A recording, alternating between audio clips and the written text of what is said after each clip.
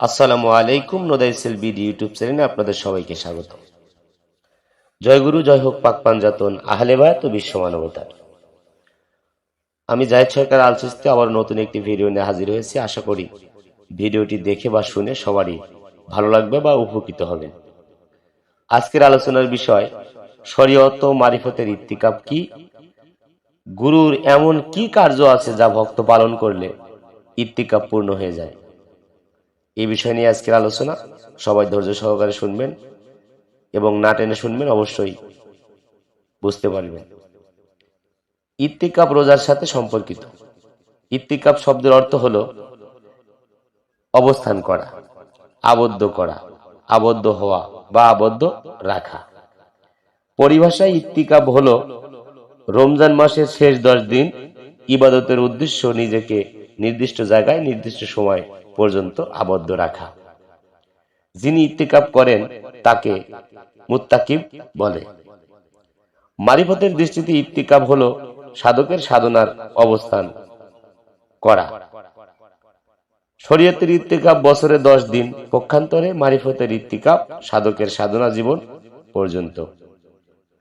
রমজান মাসের শেষ 10 দিন তথা 20 রমজানের পূর্বে সূর্যাস্তনের পূর্ব থেকে ঈদের চাঁদ তথা শাওয়াল মাসের চাঁদ দেখা না যাওয়া বা 30 রমজান পূর্ণ না হওয়া পর্যন্ত ইত্তিকাব করা সুন্নাতে মুআক্কাদা ফিকা।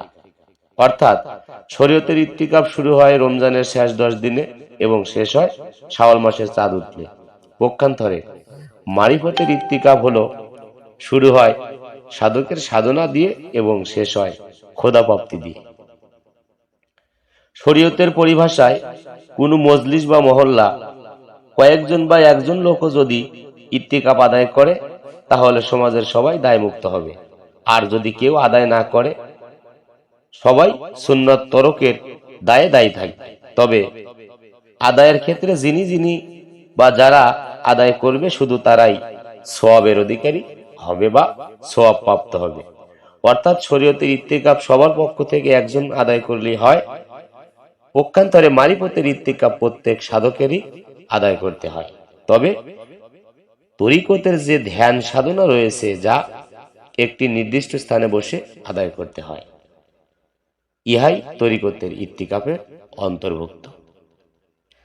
আরো কিছু কিছু গোপন বিষয় রয়ে গেছে যা মিডিয়াতে বা অনলাইনে বলা ঠিক নয়।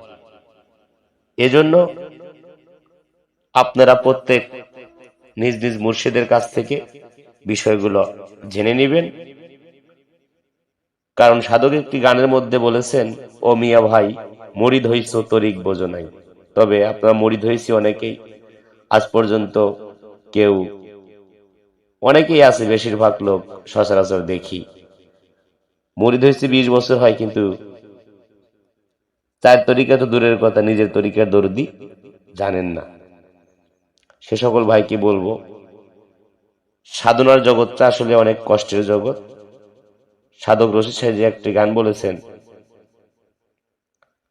ভাষা ভাষা মুখস্থ জ্ঞানে সাধন ভজন হবে না রে, বস্তুনিষ্ঠ বাস্তবের দরকার পাগল মন আমার, সাধন ভজন কঠিন এক ব্যাপার। তো সাধন ভজন একজন মুর্শিদের কাছ থেকে আত্মসমর্পণ করে অবশ্যই শিক্ষা গ্রহণ করতে হবে। আপনি তাসবে ইলমে তাসবের পথে আছেন অথচ তরিকার দরুদ জানেন না, তাহলে কি হবে? আসলে নিজেকে চেনার জন্য একজন মুর্শিদের কাছে যাওয়া। আপনি যদি নিজেকে না চিনতে পারেন তাহলে আসা যাওয়া বিফল বা বৃথায় যাবে। তাই আমরা সবাই নিজেকে চেনার যে পদ্ধতি রয়েছে, আমল ওজিফা রয়েছে, এগুলো আমরা অবশ্যই নিজ নিজ মুর্শিদের কাছ থেকে জেনে আমরা সেই আমলগুলো করতে থাকবো। কারণ এখন মুরিদ হতে হবে, বায়াত গ্রহণ করতে হবে, তাই করেছেন কিন্তু কোনো কর্ম করেন না, তাহলে হবে না। কারণ কর্মগুণেই ফল, কর্ম করলেই আপনি ফল পাবেন, নইলে নয়।